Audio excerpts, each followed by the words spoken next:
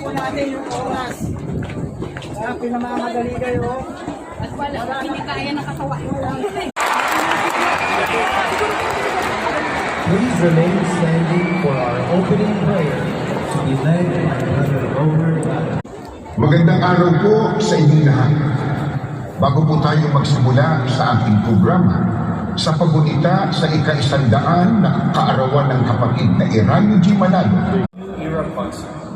Beloved brothers and sisters in Christ, I am very happy to extend to you my heartfelt greetings.